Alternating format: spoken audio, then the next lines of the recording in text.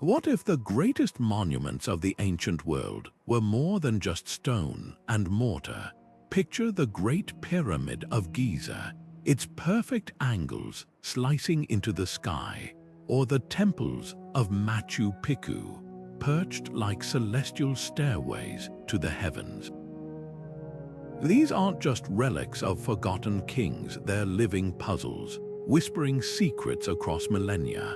Today, we're stepping into the shadows of these colossal structures to uncover the enchanted blueprint of ancient empires, a hidden language of architecture, astronomy, and spiritual mastery that defies modern explanation. Think about the last time you stood in awe of a towering building, the way it made you feel small yet strangely connected to something greater. Now, imagine that sensation multiplied 1,000-fold.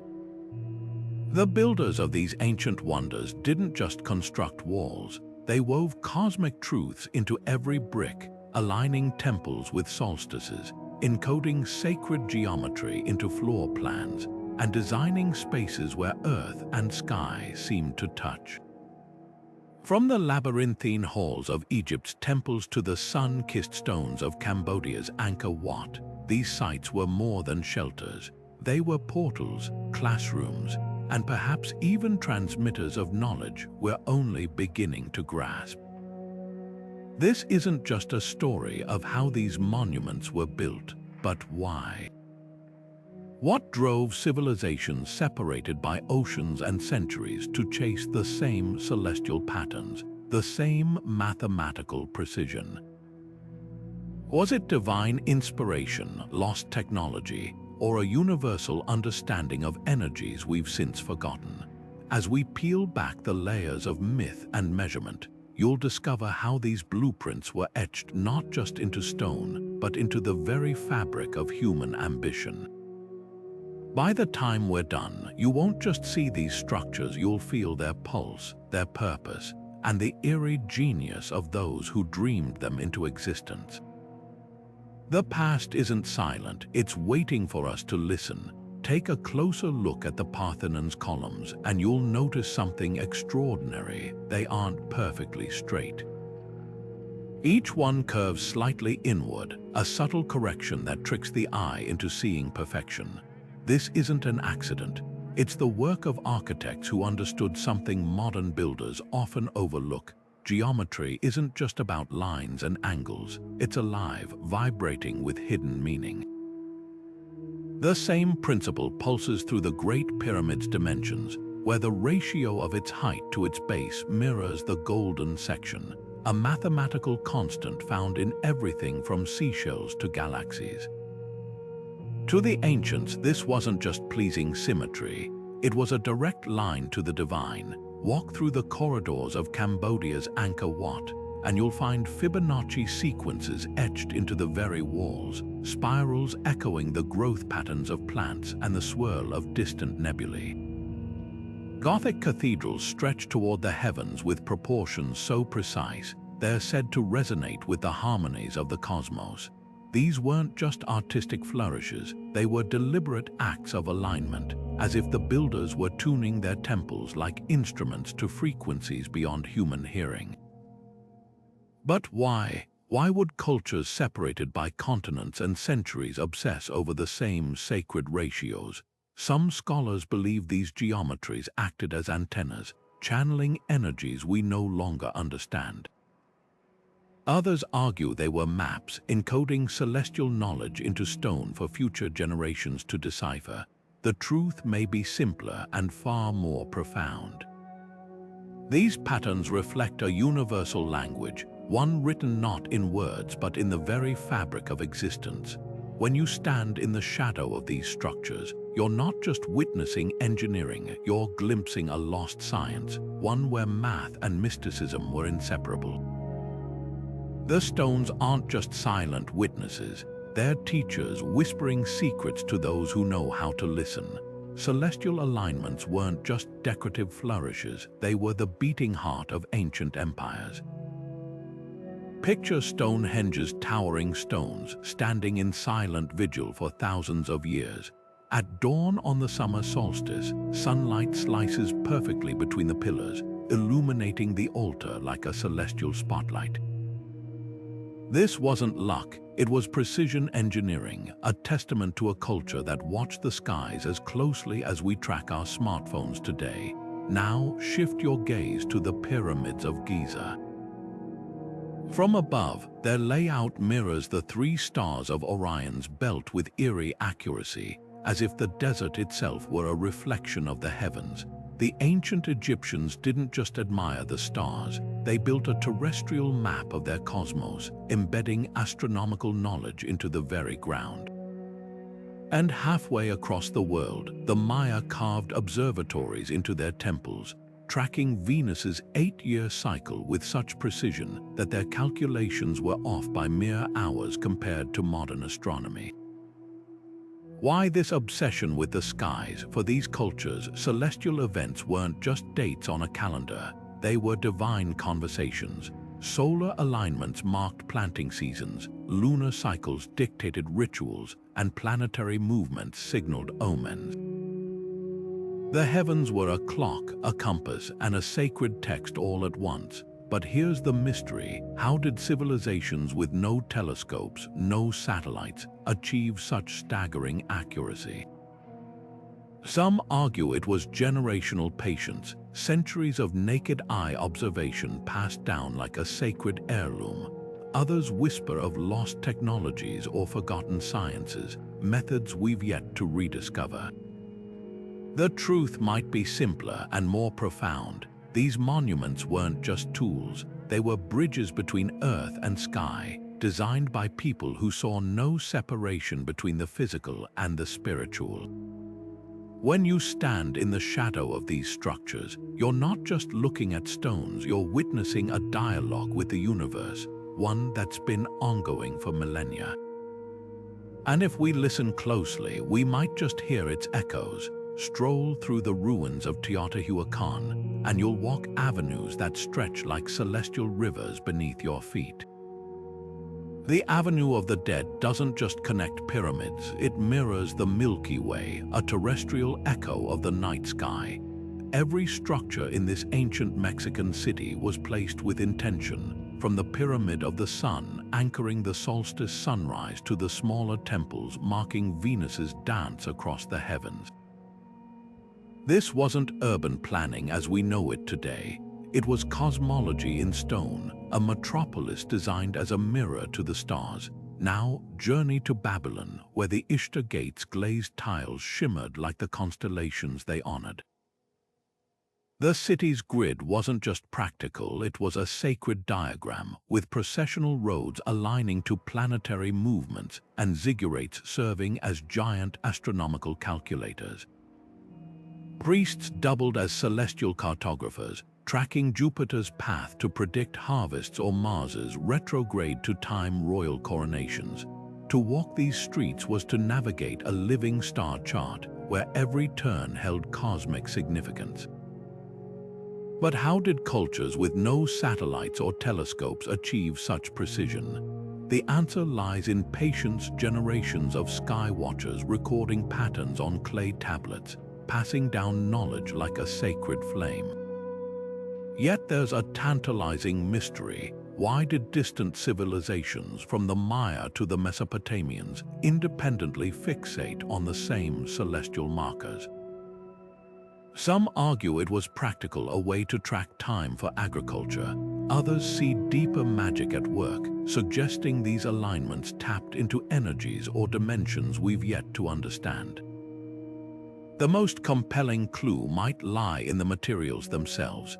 Teotihuacan's builders embedded mica, a mineral that conducts electricity between stone layers, while Babylonian bricks contained celestial alignments in their very chemistry. Were these cities not just maps of the heavens but conduits? The line between science and spirituality blurs here, revealing a world where urban design was alchemy, transforming stone and sky into a single living system. These streets don't just lead to temples, they invite us to walk the same skyward paths as the ancients, tracing constellations with our footsteps. Look closely at the hieroglyphs lining the walls of Egypt's temples, and you'll spot the lotus flower everywhere, its petals unfolding like the dawn. To the untrained eye, it's just decoration, but to initiates, this was a living symbol of creation itself, representing the sun's rebirth each morning from the primordial waters. The same motif appears halfway across the world, carved into Mayan stelae and woven into Hindu temple art, always carrying that same promise. Life emerges from darkness again and again. These symbols weren't just art, they were silent sermons etched in stone. Now follow the serpent's coil through history. In Mesoamerica, Quetzalcoatl's feathered body slithers down pyramid steps, embodying wisdom and renewal. In ancient India, the Naga deities twist around temple pillars, guardians of sacred knowledge.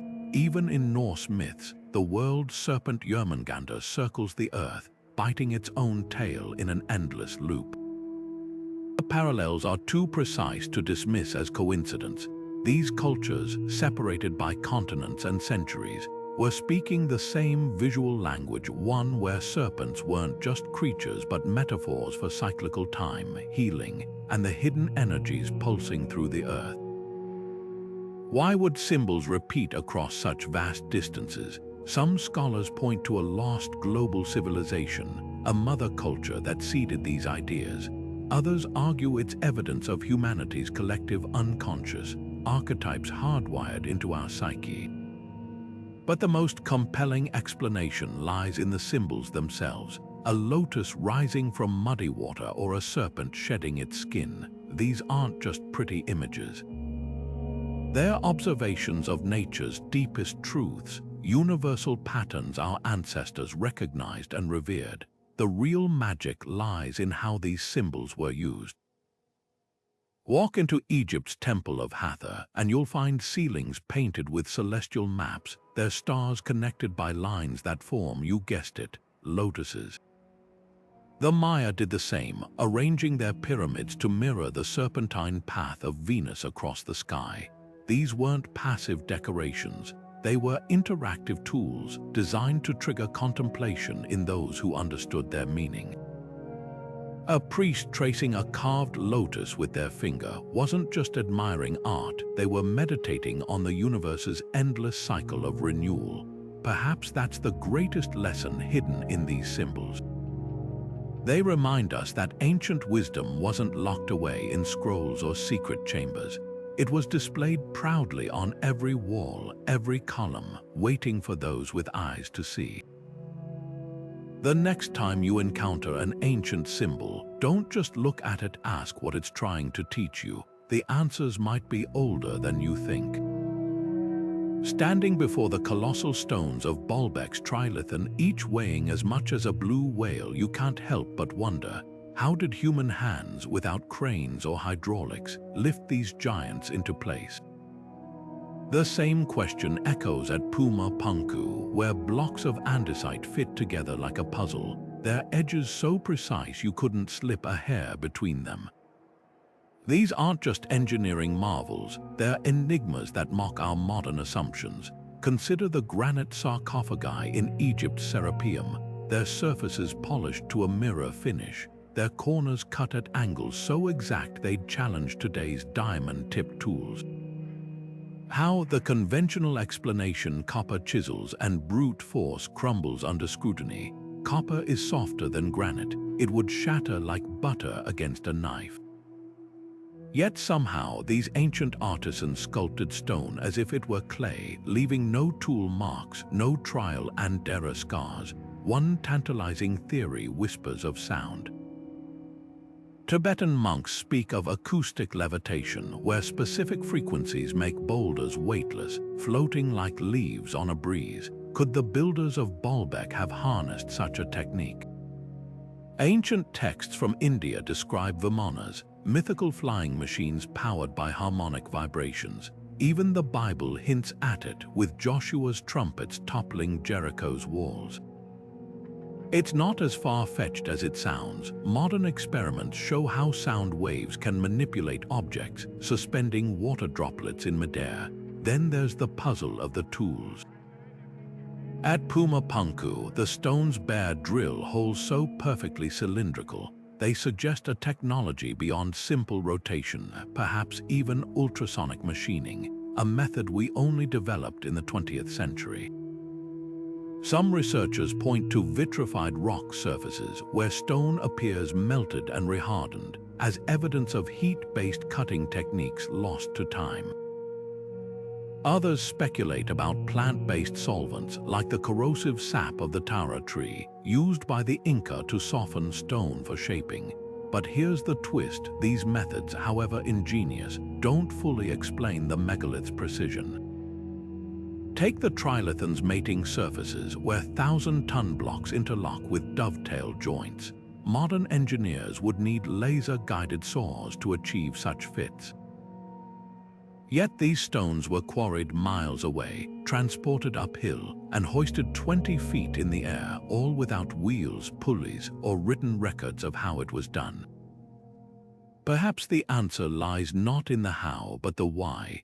These weren't just construction projects. They were acts of devotion where perfection was a form of prayer. The builders might have seen their work as a collaboration with the earth itself, using techniques that blended physical skill with spiritual intuition. Or maybe, just maybe, they inherited fragments of a science we're still struggling to rediscover, one where stone and sound and starlight were threads in the same cosmic tapestry. The stones remain silent, but their mystery is an invitation to question, to imagine, and to remember that history's greatest wonders often defy the limits of what we think is possible. Stretching across continents like invisible threads, ley lines weave ancient sites into a vast, interconnected web. Picture this: the Tor at Glastonbury, its spiral path climbing toward the sky, aligns perfectly with Stonehenge and the pyramids of Giza along a straight energy line. Meanwhile, Machu Picchu's Temple of the Sun sits at the convergence of multiple ley lines, as if the Incas built their sacred city atop a cosmic crossroads. These aren't random placements. They're deliberate choices, suggesting our ancestors saw the earth not just as land to inhabit, but as a living grid humming with unseen energy.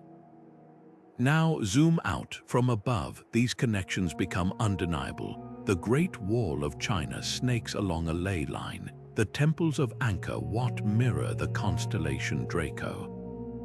Even the Native American burial mounds of the Mississippi Valley follow these mysterious alignments. Coincidence? Unlikely. Indigenous traditions worldwide speak of spirit paths or dragon lines, invisible currents where the Earth's energy flows most powerfully. The Aboriginal people of Australia call them song lines, trails sung into existence during the dream time, connecting sacred sites through vibration and memory. But how did ancient cultures without satellites or aerial maps detect these lines? Some researchers point to dowsing, the practice of using rods or pendulums to sense subterranean energy. Others believe sacred sites were chosen through geomantic divination, where priests interpreted the land's subtle pulses like physicians reading a heartbeat. The Chinese art of Feng Shui follows similar principles, positioning temples and tombs where Kai energy converges. The most fascinating theory: these ley lines might be more than metaphysical.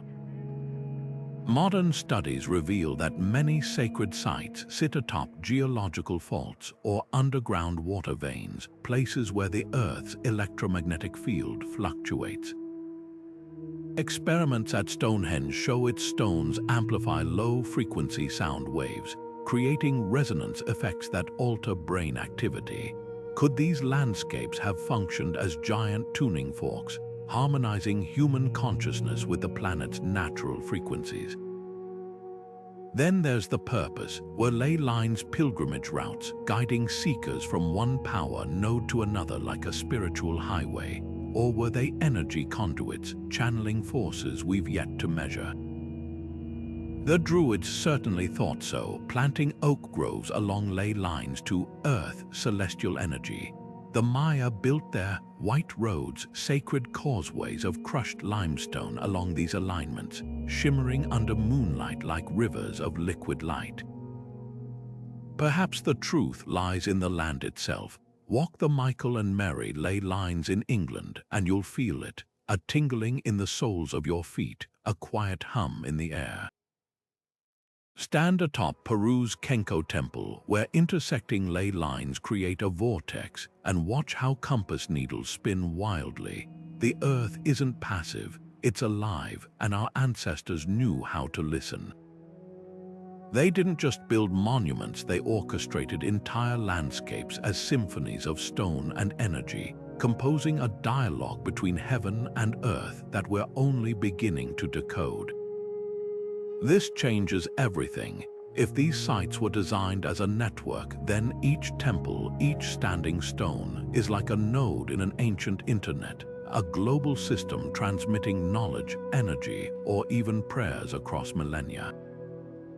The next time you visit an ancient site, don't just look at the ruins, feel the ground beneath you. You might be standing on the spine of a sleeping giant, a pulse point in the Earth's hidden nervous system, waiting to whisper its secrets to those who pause long enough to hear. Close your eyes inside Newgrange's ancient passage tomb, and the air itself seems to vibrate. When you clap your hands, the sound doesn't just echo, it swirls, wrapping around you in waves that feel almost liquid. This isn't an accident. The corbelled stone ceiling, rising like the petals of a stone flower, was designed to catch and amplify specific frequencies, turning the entire chamber into a resonant instrument. Now cross the ocean to Chichen Itza's El Castillo Pyramid. Stand at the base of its steps and clap once. The sound bounces back not as a simple echo, but as the eerie chirp of the sacred Quetzal bird, a deliberate acoustic effect engineered into the very stones. These aren't just clever tricks of architecture, they're evidence of a forgotten science. In Greece, the theater of Epidaurus carries a whisper from the stage to the highest seat, 60 meters away with crystal clarity, no microphones needed. The Maya built their ball courts so the sound of a bouncing rubber ball would mimic the roar of the underworld gods. And deep within the hypogeum of Malta, a subterranean temple carved from solid limestone, certain frequencies cause the entire chamber to thrum with a bone-deep resonance that some researchers believe could induce trance states. How did they achieve this precision? Modern acousticians have mapped these spaces and found something astonishing. The dimensions of Newgrange's chamber create standing waves at exactly 110 Hz, a frequency known to synchronize brainwaves, shifting consciousness toward meditation or even visionary states. The Maya calibrated their pyramids to amplify vowel sounds at specific pitches, turning chants into cascades of harmonic overtones. It's as if these cultures didn't just build structures, they composed them, using stone as their instrument and sacred sound as their score. But here's the real mystery. Across continents and eras, these acoustic effects share uncanny similarities. From Tibetan singing bowls to the drone of Aboriginal didgeridoos, the magic number 110 Hz reappears like a musical ley line connecting disparate traditions. Was this frequency a universal key, discovered independently by cultures who understood sound's power to bridge worlds? Some scholars suggest these spaces were sonic temples, where rituals used vibration to access altered states or commune with ancestors.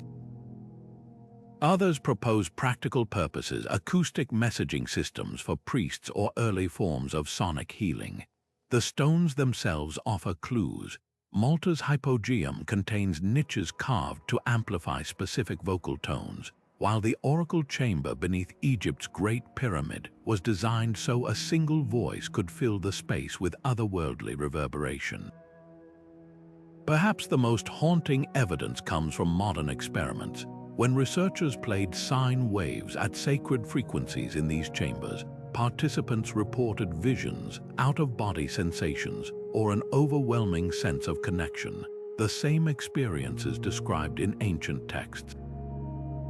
This changes how we see these sites. They weren't silent monuments, they were alive with sound, vibrating at frequencies that tuned human consciousness like a string on a lyre. The next time you stand in an ancient ruin, try listening not just with your ears but with your bones. The walls might still be singing if you know how to hear them. Jade glows with an inner light, as if holding moonlight beneath its surface. No wonder the Maya called it the Stone of Heaven. Across the Pacific, Chinese emperors were buried in jade suits, believing its crystalline structure could preserve the soul for eternity. This wasn't mere superstition. Modern science reveals jade's unique molecular density makes it resonate at frequencies that harmonize with the human body, a fact ancient healers seem to intuit. Now hold a piece of obsidian volcanic glass so sharp it's still used in surgical scalpels today. The Aztecs fashioned it into spirit mirrors for scrying, its reflective surface acting as a portal to other realms. Both cultures, separated by an ocean, chose these stones not for their beauty alone, but for their hidden properties, as if the earth itself provided tools for transcending the ordinary. Gold gleams differently in sacred contexts. The Egyptians didn't just gild their tombs for opulence, they called gold the flesh of the gods, a conductor of divine energy. Its molecular structure makes it virtually indestructible. It doesn't tarnish or corrode, mirroring their belief in eternal life. Half a world away, the Inca referred to gold as the sweat of the sun, hammering it into temples not to hoard wealth, but to capture and amplify solar energy. Even today, NASA coats spacecraft components in gold for its unparalleled reflective and conductive properties. Coincidence, or evidence that ancient metallurgists understood gold's scientific secrets long before modern labs confirmed them? Then there's the mystery of crystal skulls, quartz carvings so precise they defy explanation. Modern engineers struggle to replicate their optical clarity without microscopic fractures, yet these artifacts surface in Mayan and Tibetan traditions, where quartz was considered frozen light. Piezoelectric tests reveal something startling.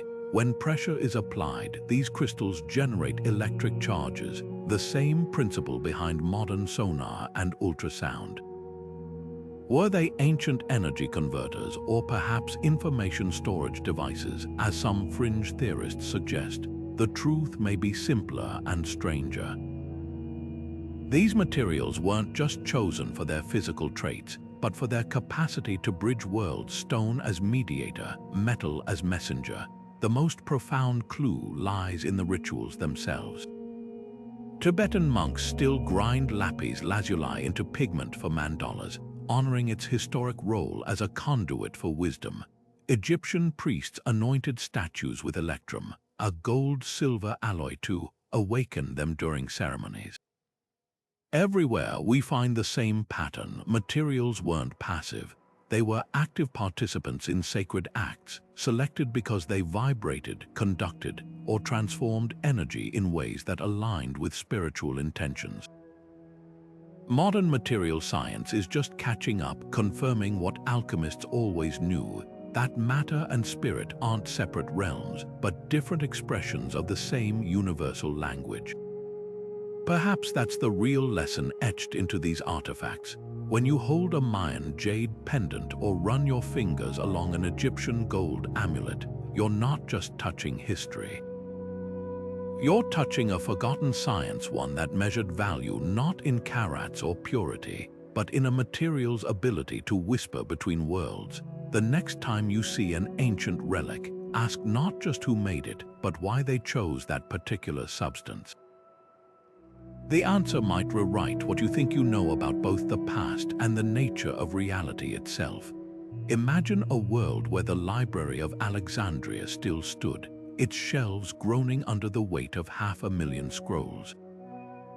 Among them, Aristotle's lost dialogues on Atlantis, Babylonian star charts mapping unseen planets, and Egyptian treatises on the sacred geometry of the pyramids. Now picture the fire that consumed it, not just burning parchment, but erasing entire chapters of human understanding. This wasn't an isolated tragedy. From the Mayan codices torched by Spanish friars to the sack of Baghdad's House of Wisdom, history is littered with the ashes of knowledge we'll never recover. Consider the Dresden Codex, one of the few Mayan texts to survive. Its pages reveal advanced astronomical calculations, predicting solar eclipses centuries in advance. But what of the thousands of other codices destroyed? Might they have held the keys to Mayan acoustics, explaining how their temples amplified sacred frequencies? Or detailed their version of ley lines, the invisible energy grids they called white roads? The fragments we have are like single puzzle pieces from a vast mosaic, enough to tease us, but never to complete the picture. Then there's the Atlantis enigma. Plato's account in the Timaeus mentions the island nation's advanced technology and sacred geometry, but his source, an Egyptian priest scroll, is long lost. Was Atlantis purely allegory, or did that scroll contain blueprints for megalithic engineering techniques? The same question haunts India's Vimana scriptures, ancient texts describing flying machines powered by mercury vortex engines. Skeptics dismiss them as myth, but when the Wright brothers took flight, they proved millennia-old dreams could become reality. Perhaps the most haunting gaps lie in Mesopotamia. The Royal Library of Ashurbanipal held cuneiform tablets on everything from dream interpretation to celestial navigation. One fragment describes a great flood with eerie parallels to Genesis, while another details a star that returns, possibly a comet with a millennia-long orbit. What if the missing tablets held observations of cosmic cycles we've yet to rediscover? The real tragedy isn't just what was lost, but how it warps our perception of the past. Without these records, it's easy to assume ancient cultures were primitive, but every surviving fragment, a Mayan calendar tracking Venus to the hour, an Egyptian papyrus detailing surgical procedures, hints at depths of knowledge we're still plumbing. These weren't just libraries, they were bridges to forgotten ways of seeing where science and spirit intertwined. Somewhere in the dust of Alexandria or the jungles of Mesoamerica, a single surviving text could rewrite history. Until then, we're left with whispers, the ghostly imprint of books that once were, and the tantalizing possibility that their greatest secrets still lie buried, waiting to be unearthed. High atop the Anatolian plateau, the world's oldest known temple rises from the earth, Göbekli Tepe, its T-shaped pillars carved with foxes, scorpions, and creatures that defy classification. What's startling isn't just their age, over 12,000 years, but their creators' insistence that these designs came from visions. The builders left no written records, but their descendants spoke of shamans who journeyed beyond the veil, returning with blueprints whispered by ancestral spirits. Were these pillars mere stone or frozen snapshots of another realm? Step inside the Hypogeum of Malta, a labyrinthine temple carved entirely underground. The walls ripple with red ochre paintings of spirals, a motif repeated from Aboriginal Dreamtime art to Celtic Triskelions. Modern researchers note something uncanny. These spirals match the patterns seen during altered states, whether induced by rhythmic drumming, sensory deprivation, or sacred plants. It's as if the architects were translating transcendent experiences into tangible form, encoding visions into stone. The Dogon people of Mali offer a clue. Their oral traditions describe visiting the star Sirius in trance states, later building granaries that mirror its celestial movements. Similarly, the Nazca lines, those vast desert geoglyphs only visible from the air, were likely planned by shamans in flight-like trances, mapping pathways for spirits to follow. These weren't just artworks, they were portals designed by those who'd crossed thresholds ordinary eyes couldn't see, but how neuroscience sheds light. During trance, the brain's temporal lobe becomes hyperactive, generating vivid hallucinations of geometric patterns, the same motifs found in ancient petroglyphs worldwide. Cultures from the Amazon to the Arctic used rhythmic drumming to synchronize brainwaves, entering states where time dissolved and creative solutions emerged effortlessly. Imagine an architect in such a state, their mind unshackled from linear thinking, receiving designs that balanced cosmic harmony with earthly physics.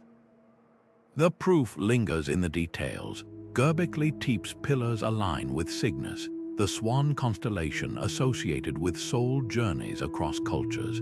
The temple's acoustics amplified drumbeats at frequencies known to induce trance. Even the act of carving repetitive, rhythmic may have been a meditative practice, blurring the line between builder and visionary. Perhaps this explains the impossible precision of megalithic sites. In altered states, perception shifts.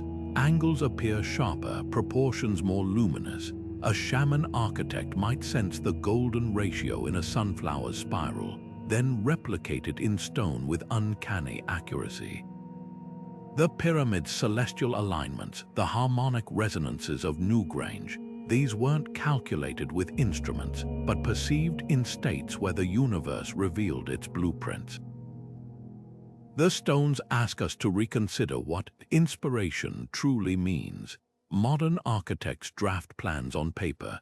Ancient ones sketched them in the mind's eye, guided by voices we've forgotten how to hear. Next time you stand before an ancient monument, don't just admire its engineering. Close your eyes and listen for the echo of the dream that birthed it. Beneath the rose-red cliffs of Petra, hidden channels carved by the Nabateans still carry water through the desert, a secret lifeline in stone. These weren't just engineering feats, they were acts of reverence. The same sacred currents fed Mohenjo-Daro's Great Bath, where ritual bathers immersed themselves in water that mirrored the heavens, believing its surface could dissolve the boundary between earth and sky.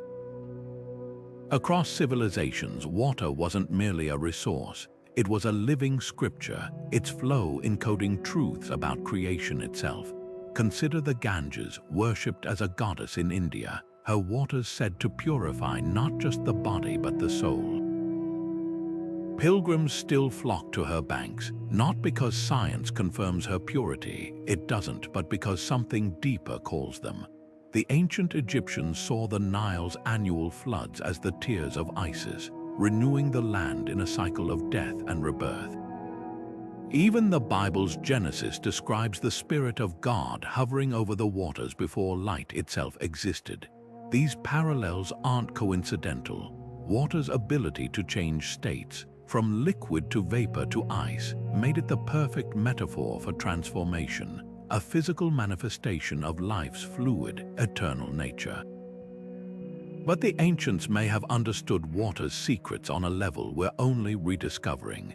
Modern studies reveal that water holds memory, its molecular structure altering in response to energy, sound, even intention. The sacred springs of Delphi, where priestesses drank before delivering prophecies, weren't just poetic backdrops, they may have been amplifiers, tuning consciousness through minerals and motion.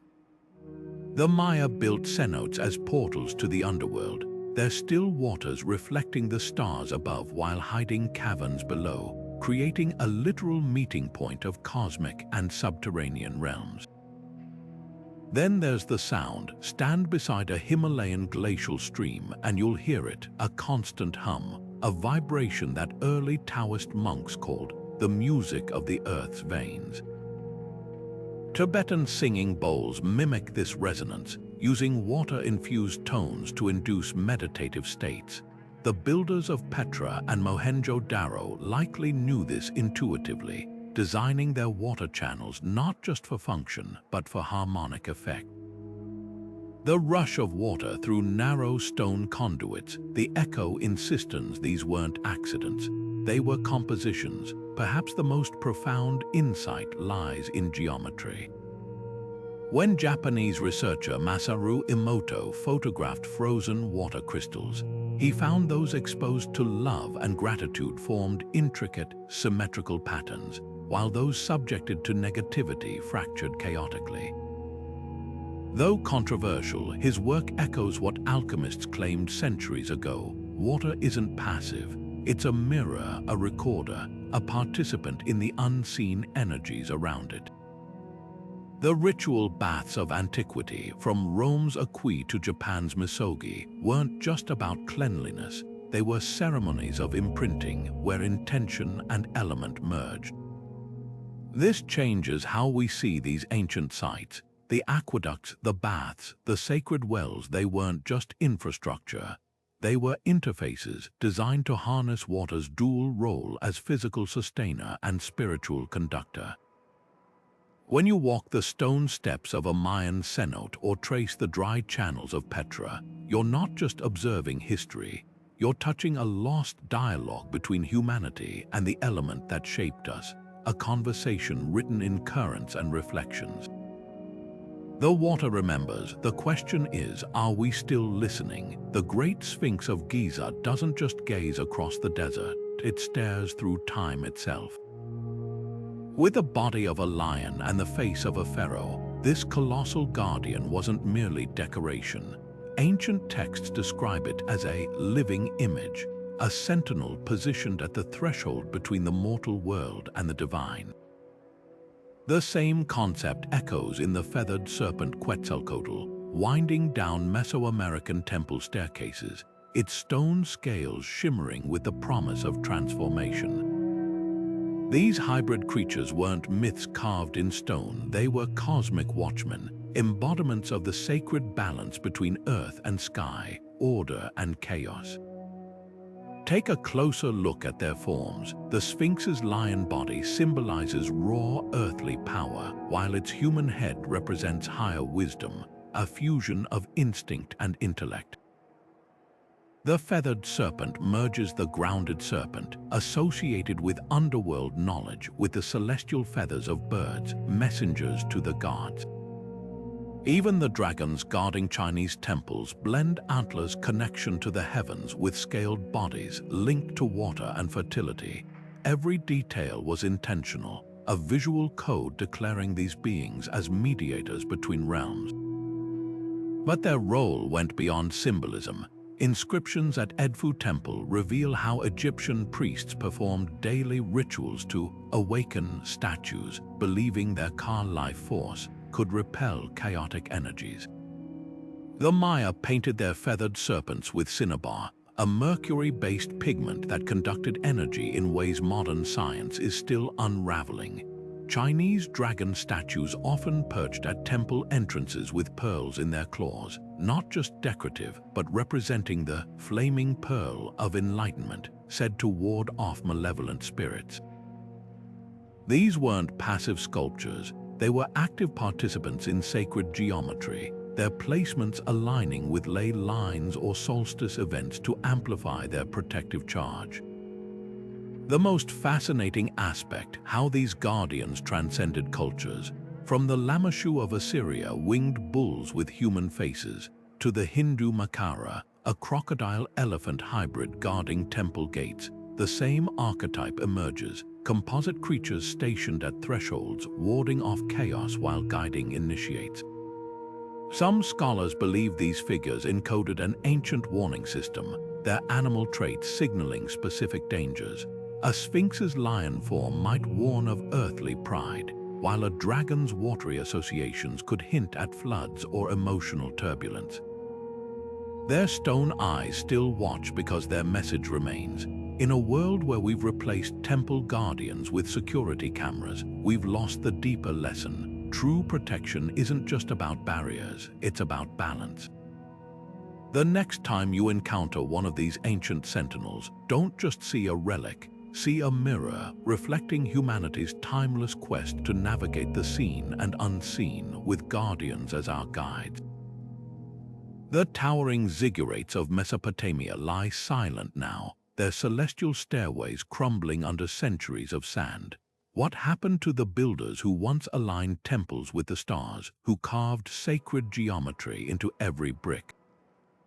The decline wasn't sudden, it was a slow unraveling, like a tapestry fraying at the edges until its patterns blurred into obscurity. Some blame the sword. When Alexander's armies marched through Persia, they didn't just topple kings, they shattered the priestly lineages that had preserved astronomical knowledge for generations. The same story repeated in the Americas, where Spanish conquistadors burned Mayan codices, severing the thread between architect and ancestor in a single act of cultural violence. Yet conquest alone doesn't explain the silence. Look to the Indus Valley, where Mohenjo-Daro's perfect brick ratios were abandoned not by invaders, but by a shifting river. When the Saraswati dried up, it wasn't just water that vanished. It was the rhythm of life that had sustained ritual baths and lunar alignments for centuries. Climate shifts turned fertile plains to dust, forcing migrations that scattered knowledge like seeds on barren ground. The same drought that collapsed the Maya's classic age didn't just starve bodies, it starved traditions as survival eclipsed celestial studies. But here's the mystery: some blueprints refused to die. In medieval Europe, Gothic masons secretly encoded sacred geometry into cathedrals, their flying buttresses whispering Pythagorean harmonies under the church's watch. The Sufis preserved the Hermetic arts, passing down alchemical secrets through poetry that danced around censers. Even the Inca, under Spanish rule, hid their understanding of celestial cycles in woven textiles, quipu cords knotted with astronomical data disguised as mere accounting. These weren't just acts of preservation, they were resistance, a silent insistence that the old ways still held power. The greatest clue lies in what wasn't lost. When Napoleon's scholars cracked the Rosetta Stone, they didn't just translate hieroglyphs, they unlocked a worldview where temples were living organisms, their columns mimicking papyrus stalks to channel the vitality of the Nile. Similarly, when modern acousticians mapped Chichen Itza's chirping echoes, they proved the Maya hadn't just built for beauty, but for frequencies that modern science is only beginning to measure. The knowledge didn't vanish. It went underground, flowing through secret societies and oral traditions like water finding cracks in stone. Perhaps the real question isn't why these traditions faded, but why we stopped listening. The ruins still speak through the precise cardinal alignment of Teotihuacan streets, through the golden ratios etched into Angkor Wat's bas-reliefs. Their language isn't dead, it's waiting for us to relearn its grammar. The fall wasn't an ending, it was a transformation, a scattering of embers that still glow where you least expect them, in a mason's compass, a weaver's loom, or the way sunlight still kisses the tip of the Great Pyramid on the solstice, just as it did 5,000 years ago. The blueprint wasn't destroyed, it was folded into time, waiting for hands steady enough to unfold it again. Deep in the Guatemalan jungle, lasers pierce the canopy, painting the forest floor with invisible light. What they reveal is staggering: a sprawling Mayan metropolis, its pyramids and causeways hidden for centuries under relentless green. This is LiDAR technology at work, stripping away layers of time like an archaeologist's X-ray.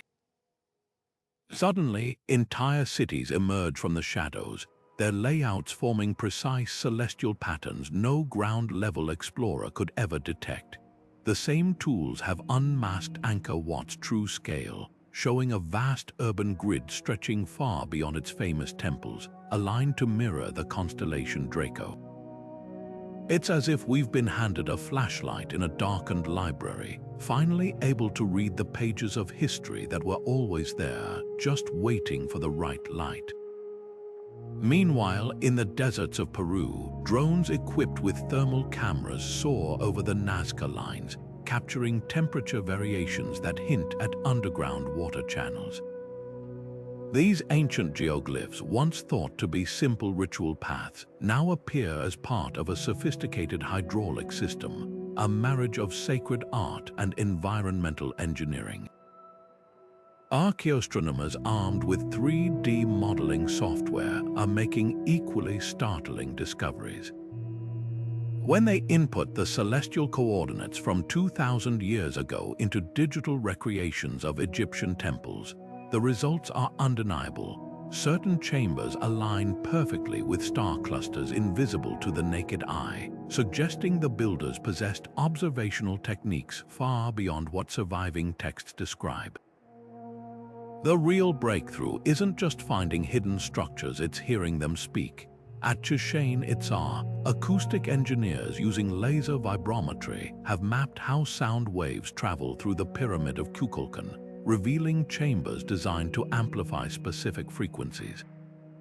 Similar studies in Malta's hypogeum show its resonant frequencies match those of human brainwaves associated with trance states.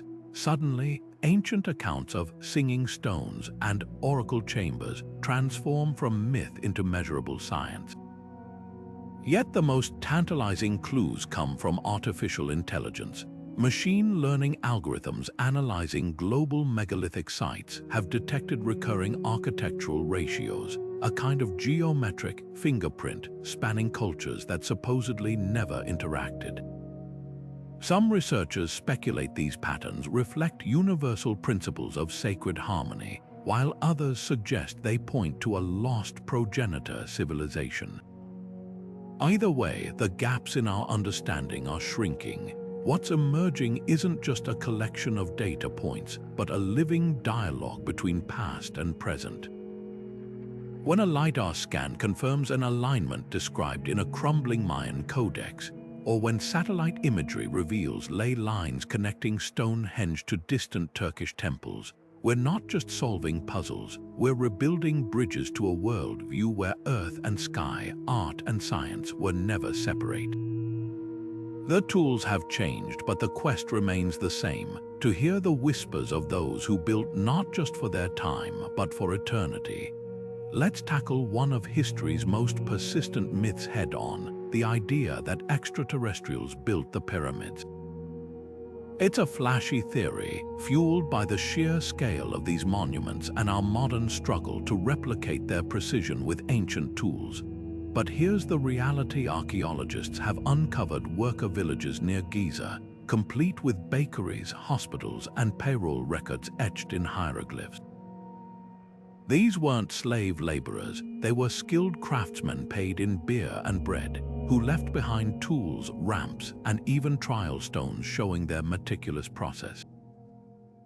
The truth, human ingenuity coupled with generations of accumulated knowledge, explains these wonders far better than alien intervention.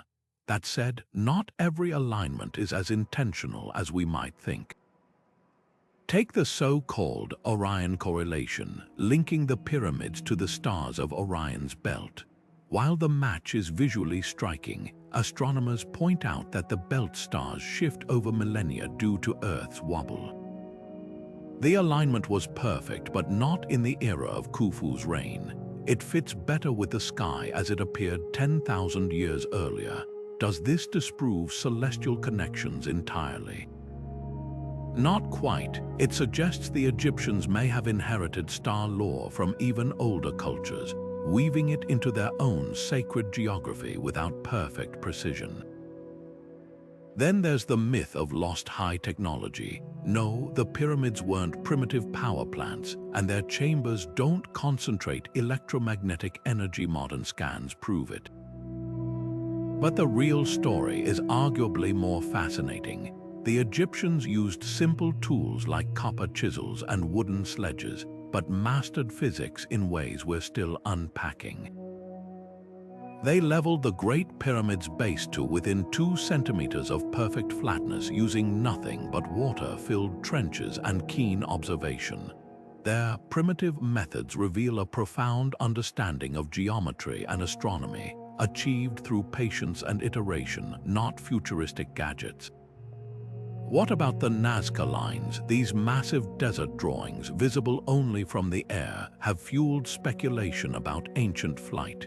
Yet recent studies show they were likely walked as ritual pathways, their designs meant for deities in the sky, not human pilots. The real mystery isn't how they were made. Simple surveying techniques could achieve this, but why certain patterns repeat across continents. Spirals, like those at Nazca, appear in Celtic mounds and Hopi petroglyphs, suggesting a shared symbolic language rather than shared blueprints. The line between myth and mystery often blurs because we underestimate our ancestors. They didn't need aliens or lasers. They had time, tradition, and a relentless drive to bridge earth and heaven. The unanswered questions: how acoustic chambers were tuned to alter consciousness, why certain sacred ratios repeat globally, aren't gaps to fill with sci-fi fantasies. They're invitations to dig deeper, to listen to the past without imposing our assumptions. The truth isn't always simpler than fiction. Sometimes it's just waiting for us to ask better questions. Walking into the sacred spaces of ancient cultures carries a weight many modern explorers forget. These aren't just tourist attractions or research sites. They're living classrooms, still pulsing with the prayers and intentions of those who built them. The difference between cultural appropriation and reverent study often comes down to one question: are we here to take or to listen? Consider the controversy surrounding Peru's Machu Picchu, where unchecked foot traffic erodes stone pathways laid by Inca hands. Contrast that with the approach of Maori guides in New Zealand, who welcome visitors to their ancestral marae only after teaching proper protocols, a reminder that entering sacred ground is a privilege, not a right. The ethical line sharpens when it comes to indigenous knowledge. For centuries, Western researchers dismissed oral traditions as myth, only to later discover truths those traditions had held all along. The Aboriginal songlines, an intricate navigation system encoded in stories and landscape, were once mocked as primitive folklore. Now, modern geographers recognize them as sophisticated mental maps, precise enough to cross thousands of miles of desert. When we study these systems, are we documenting wisdom or mining intellectual property? The answer lies in collaboration. In Alaska, Tlingit elders now partner with archaeologists, ensuring their clan histories guide excavations rather than being an afterthought. Technology offers unexpected middle ground. At Choco Canyon, drones map ancestral Puebloan roads without disturbing the earth, while 3D scans let researchers examine Mayan artifacts without removing them from descendant communities. These tools aren't just preserving the past, they're democratizing it, allowing indigenous stewards to reclaim narratives long controlled by outsiders. But even the most advanced methods falter without humility. When the Hawaiian group Hui Malama I na Kupuna o Hawaii ni repatriated stolen bones from museum collections, they didn't just rebury them. They chanted over each relic, restoring the spiritual breach caused by their removal. Science recorded the event, tradition healed it. The most profound lessons emerge when we stop treating ancient wisdom as a monolith. The Dogon people of Mali guard certain celestial knowledge closely, while Balinese priests openly share temple rituals with respectful outsiders. Universal truths exist, but they wear different clothes in different cultures. Our task isn't to strip those garments away in search of some pure knowledge, but to appreciate the fabric itself. The way Tibetan monks still trace mandalas in colored sand, knowing the act of creation matters as much as the finished pattern. The past doesn't just demand dignity, it demands reciprocity. When we stand in these sacred spaces, we're not just observers, we're guests at a table set millennia ago, asked not to consume but to contribute, to leave the feast richer than we found it. Standing in the shadow of Newgrange's massive entrance stone, a traveler from Canada described feeling the carvings before seeing them. her fingers tracing spirals worn smooth by millennia of touch, as if the stone itself guided her hands. This wasn't just a tour, it was a conversation. Across the world, visitors to sacred sites report similar moments of unexpected connection. A hush falling over the crowd at Machu Picchu's Intihuatana stone, not because a guide demanded silence, but because the air itself seemed to thrum with something beyond words. These aren't coincidences, they're reminders that ancient spaces were designed to awaken senses modern life has dulled. Take the dawn ritual at Abu Simbel. Every February, sunlight pierces the temple's inner sanctum, illuminating statues of Ramses Roman II and the gods. Tourists who brave the pre-dawn hike often arrive skeptical, only to find themselves weeping as the light unfolds, not from the spectacle alone, but from the certainty that they're standing exactly where priests stood 33 centuries earlier, sharing the same celestial moment. A lawyer from Tokyo once confessed that the experience unraveled her obsession with productivity. For the first time, she understood time not as a commodity, but as a circle. Then there are the unintended transformations. A geologist studying acoustics in Malta's hypogeum abandoned his measurement tools when a spontaneous chant from a visiting choir resonated through the chamber at 110 Hz, the exact frequency ancient builders may have targeted. The sound didn't just fill the space, it filled him, rewriting his career focus from data collection to the neuroscience of sacred sound. Similarly, a Navajo elder visiting Stonehenge surprised archaeologists by demonstrating how the heel stone's shadow didn't just mark the solstice, it spoke, its elongation acting as a celestial hourglass for rituals modern scholars had misunderstood. What's striking isn't just these personal epiphanies, but their consistency. Whether it's a teenager feeling the weight of history at the Parthenon or a retiree sensing inexplicable warmth from the icy stones of Kallanish, the message is the same. These places retain their purpose. They weren't built to be observed, but to transform. The key lies in how we approach them. Visitors who arrive with agendas, Instagram shots, or checklist tourism often leave unmoved. Those who pause, who let the stones set the rhythm, frequently describe something akin to recognition, as if the site remembers what we've forgotten. Perhaps that's the real magic of pilgrimage today. In a world of constant noise, these ancient spaces offer not answers, but the rare gift of reconnection. To the earth, to the sky, and to the parts of ourselves that still remember how to listen. The next time you walk through an ancient gateway, try this. Stop just beyond the threshold, close your eyes and breathe. The walls might whisper. All you have to do is stay still long enough to hear them. Grab a compass and a ruler. You're about to become an architect of the sacred. Start with something simple, a circle. In sacred geometry, this isn't just a shape, it's the womb of creation, the first breath of the universe. Now divide it into 6 equal parts using your compass, and watch as the flower of life emerges, a pattern found in Egyptian temples, Chinese pottery, even the cells of your own body. This isn't just an art project, it's a conversation with the builders of antiquity, tracing the same lines they did when they mapped the heavens onto stone. Next, try the golden rectangle. Cut a piece of paper to a ratio of 1 to 1.618, the same proportion governing everything from seashell spirals to credit cards. Fold it recursively, and suddenly you're holding a fractal echo of the Parthenon's facade or the growth pattern of a fern.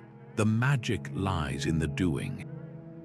When your hands recreate these ratios, you're not just learning about sacred geometry, you're feeling it, the way a musician feels rhythm rather than counting beats.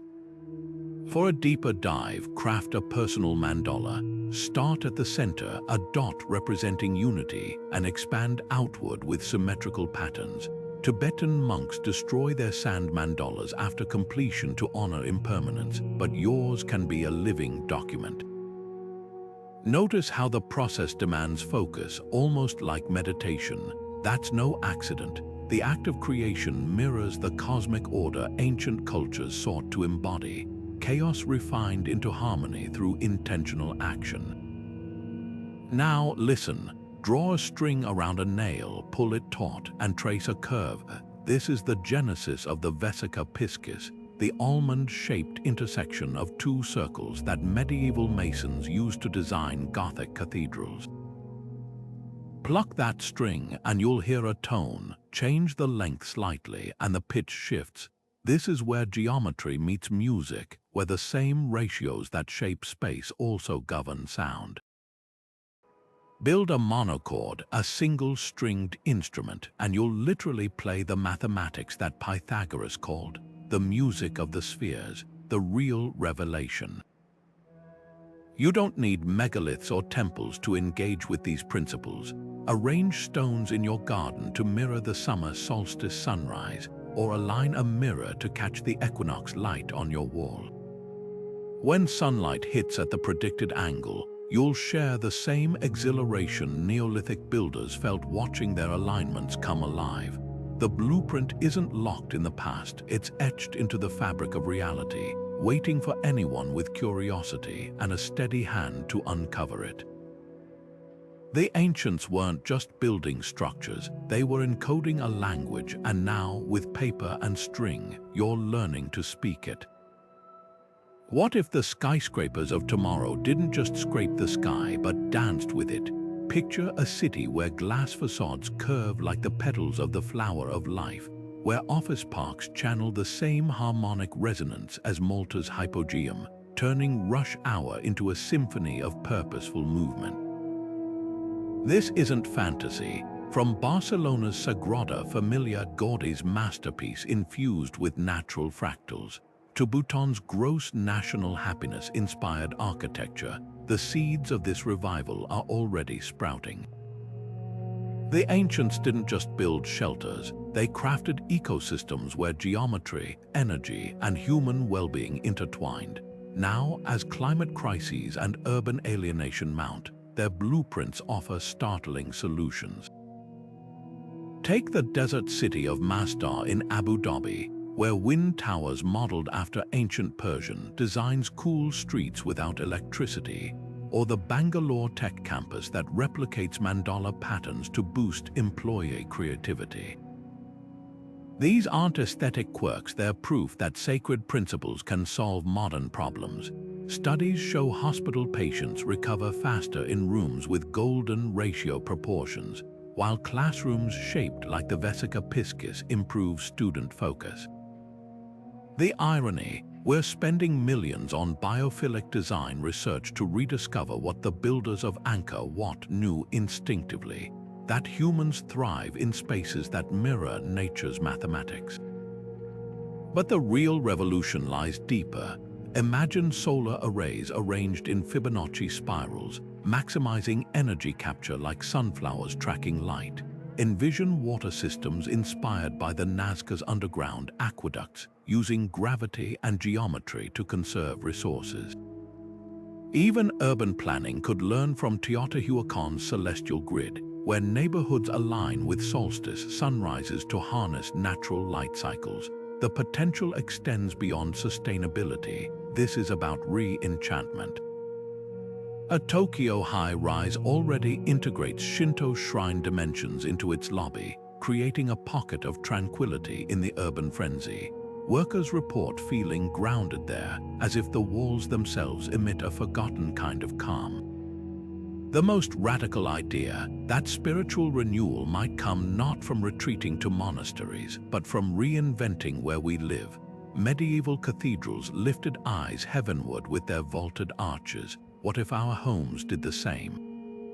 Startups are already 3D printing clay dwellings using algorithms based on termite mounds, structures that self-cool like the earth-sheltered homes of Cappadocia. Artists are projecting celestial maps onto city squares, turning sidewalks into interactive star charts. Each experiment whispers the same truth: the future belongs to those who remember. This isn't about replicating the past like a museum exhibit.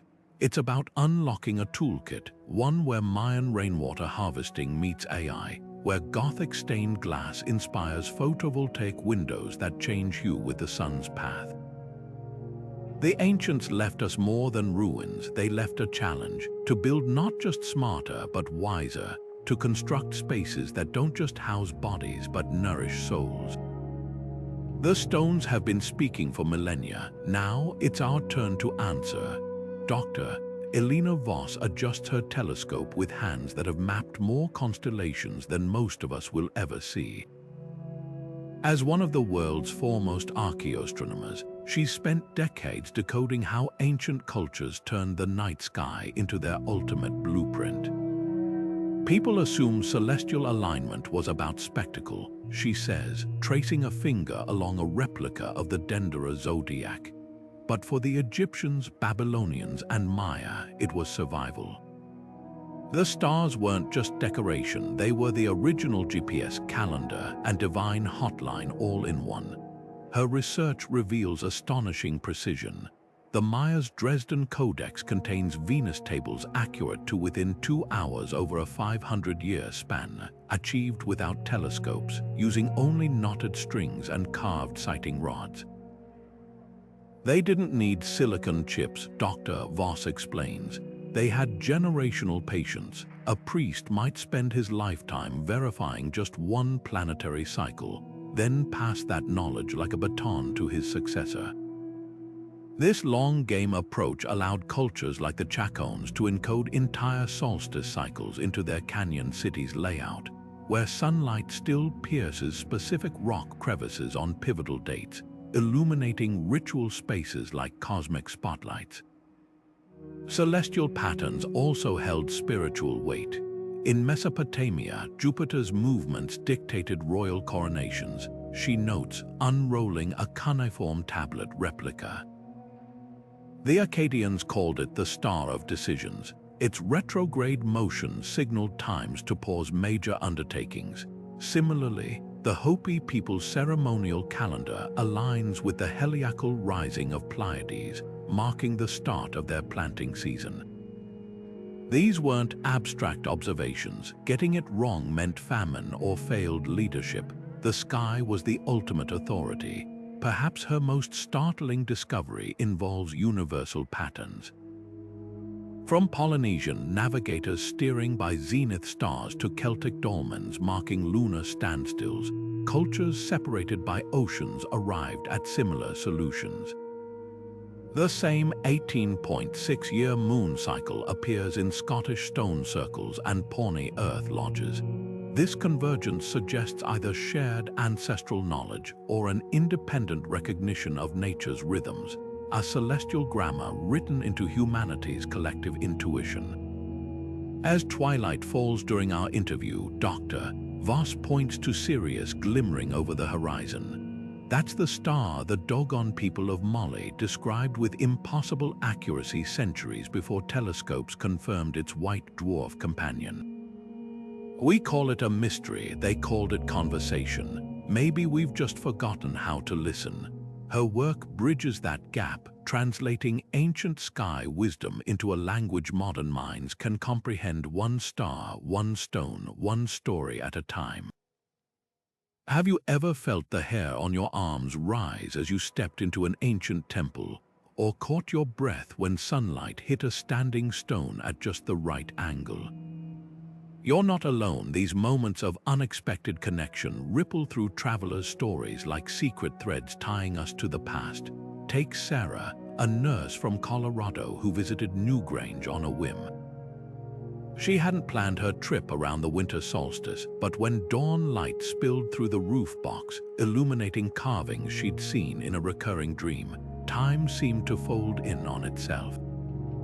Or Javier, an engineer who scoffed at energy vortexes until his compass spun wildly near the Osirian in Egypt, a structure aligned to true north with inexplicable precision.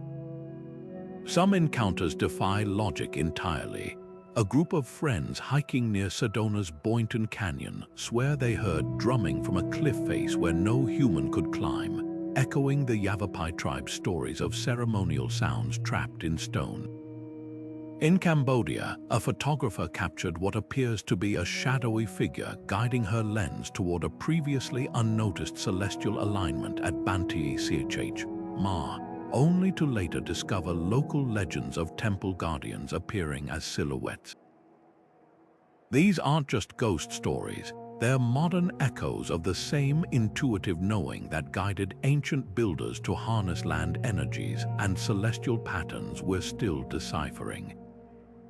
The real magic lies in the patterns. Dozens of visitors to Avebury's stone circle, complete strangers, describe seeing the same phantom procession of hooded figures near the southeastern entrance, matching medieval accounts of druidic rites. At Delphi, people from disparate cultures report smelling laurel leaves near the ruined temple of Apollo, though no bay trees grow there today. Could these shared experiences hint at residual energy, imprinted like cosmic recordings in the very stones? Or are we tapping into something deeper, a collective memory woven into human consciousness itself? Your story matters because every first-hand account is a piece of the puzzle.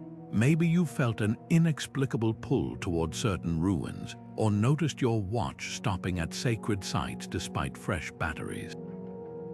Perhaps you've photographed orbs that local guides simply nod at, saying, the temple's children, like the caretakers at Japan's Eye's Grand Shrine who speak of light beings in the cedar groves. These threads of experience, when gathered, form a tapestry far richer than any single theory. They remind us that these places weren't abandoned. They're waiting, still humming with purpose, still teaching those willing to engage beyond guidebooks and selfie sticks. The next time you walk an ancient path or touch a carved menhir, pay attention to what stirs in your periphery. That flicker of movement, that sudden chill, the dream that returns after your journey, these are the language in which sacred sites still speak. And when we share these whispers, we don't just solve mysteries, we become part of their ongoing story. If the mysteries of ancient civilizations have ignited your curiosity, the adventure doesn't stop here. For those ready to dive deeper, Graham Hancock's Fingerprints of the Gods offers a sweeping exploration of lost civilizations and their possible connections across continents. His controversial yet compelling theories challenge conventional timelines, weaving together archaeology, mythology, and geology into a narrative that feels more like a detective story than a textbook. Pair it with Magicians of the Gods for a modern update, where LiDAR technology and new discoveries breathe fresh life into age-old enigmas. Prefer visual storytelling? The documentary series Ancient Apocalypse takes you on a globe-trotting journey to sites like Göbekli Tepe and Gunung Padang, blending stunning cinematography with interviews from researchers who dare to question mainstream narratives. For a more measured approach, PBS's Secrets of the Dead episodes like Ghosts of Machu Picchu or Egypt's Lost City deliver rigorously researched insights without sacrificing wonder. Academic minds will appreciate Dr. Giulio Magli's Archaeoastronomy, which deciphers the celestial alignments of ancient monuments with mathematical precision, while John Anthony West's Serpent in the Sky explores the esoteric dimensions of Egyptian science with a poet's eye. Online, the Sacred Geometry International website curates essays and videos breaking down the harmonic principles behind sacred sites, and the Megalithomania YouTube channel offers virtual tours of lesser-known ruins, from the menhirs of Karnak to the oracle chambers of Peru. Hands-on learners can experiment with Scott Olson's The Golden Section, a workbook that turns abstract ratios into tactile exercises, or download the Sky Safari app to track the same constellations that guided Neolithic builders. Forums like the Graham Hancock Message Board or the Ancient Origins community provide spaces to debate theories with fellow enthusiasts, While local archaeology societies often host lectures and digs because sometimes the best way to understand the past is to get your hands dirty. The most important resource, your own curiosity. Visit these sites if you can, or explore them through Google Earth's high-resolution maps.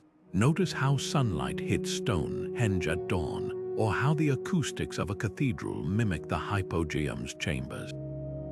The ancients left clues everywhere, not just in books, but in the tilt of a shadow, the echo of a chant, the way a spiral carved into rock seems to pull you inward. The deeper you go, the clearer it becomes. These wonders weren't meant to be solved like riddles, but experienced like music, each note resonating across the centuries to those willing to listen. Close your eyes and take a slow breath in. Imagine the scent of cedar smoke and sun-warmed stone filling your lungs. You're standing at the threshold of a temple untouched by time, its entrance framed by towering pillars carved with spirals that seem to pulse as you gaze at them. The air hums with a low, resonant frequency like the afterglow of a chanting choir. Step forward and feel the texture beneath your bare feet. Smooth flagstones worn into gentle dips by generations of pilgrims who walked this same path. To your left, a shaft of golden light spills through an aperture in the wall, illuminating dust motes that dance like fireflies. This isn't just a ruin. It's alive. Reach out and trace your fingers along the nearest wall. The carvings aren't static, they ripple under your touch, revealing hidden layers. Here, a lotus unfurls its petals in slow motion. There, a serpent wins its way upward, scales catching the light. The temple remembers. It holds the whispers of every prayer ever uttered here, every footfall, every drop of sacred oil anointed on its altar. Press your palm flat against the stone. Can you feel it? A subtle vibration, as if the earth's heartbeat syncs with your own. Move deeper into the hall. Shadows stretch and curl around you, not threatening, but guiding, like the temple itself is leading you toward something. Above, the ceiling arches like the inside of a seashell, painted with constellations that glow faintly even in daylight. The builders didn't just map the stars, they wove them into the architecture, turning the entire space into a celestial instrument. Stop at the center, where a circular depression in the floor catches a pool of sunlight. Kneel and watch as the light refracts into rainbows across your skin. This is where rituals unfolded, where the veil between worlds grew thin. Now listen. Not with your ears, but with your bones. The temple speaks in frequencies too low for ordinary hearing. A drone like distant thunder or a didgeridoo's primal call. It's the same resonance archaeologists found in Malta's hypogeum, the same vibration that Tibetan monks used to induce deep meditation. Let it wash over you, loosening the knots of modern life. The walls here weren't built to divide, but to amplify, to turn whispers into revelations. When you're ready, look up. A figure stands at the far end of the hall, not a ghost, but an imprint like sunlight burned into film. Maybe it's a priestess lighting incense, a mason checking his plumb line, or simply an echo of your own curiosity given form. They nod, and in that gesture, centuries collapse. You're not a visitor anymore. You're part of the temple's endless conversation, a thread in the tapestry it's been weaving since the first stone was laid. Take one last breath, tasting the iron tang of the stone and the sweetness of old offerings. Then step back, but know this place hasn't let you go. It's folded itself into your memory, waiting for the next time you close your eyes and remember. The stones are patient. They've waited thousands of years. They'll wait for you. As we've journeyed from stone to star, one truth emerges. These empires saw no divide between Earth and cosmos. Their blueprints were prayers in physical form, inviting us to remember our place in the universe.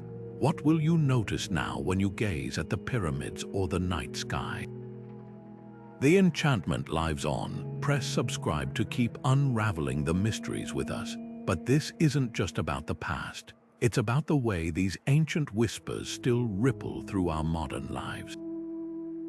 Think of the architect who designs a hospital with Fibonacci spirals to promote healing, or the urban planner who aligns a city park to catch the solstice sunrise. The legacy of these builders isn't locked in ruins. It's a living invitation to reimagine our world. Every time you pause to watch the moon rise over a skyscraper or feel a sudden hush in a cathedral, you're touching that same thread of wonder. The real magic lies in what happens next. Maybe you'll start spotting sacred geometry in your morning coffee, the spiral of steam, the concentric rings as milk swirls in. Or perhaps you'll hear the echo of ancient acoustics in a subway tunnel, where the walls turn footsteps into rhythms. These moments aren't coincidences. They're reminders that the language of the ancients wasn't lost, it just changed dialects. So take this curiosity with you.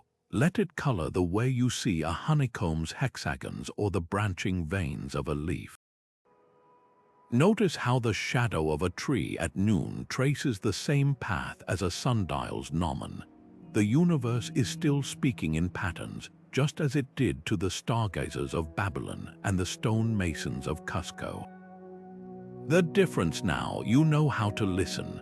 Press subscribe to keep exploring these connections with us, because the next time you stand beneath the stars or run your fingers over weathered carvings, you won't just be an observer. You'll be part of the conversation, one that's been unfolding since the first stone was laid, and one that's far from over. The enchantment isn't just in the ruins. It's in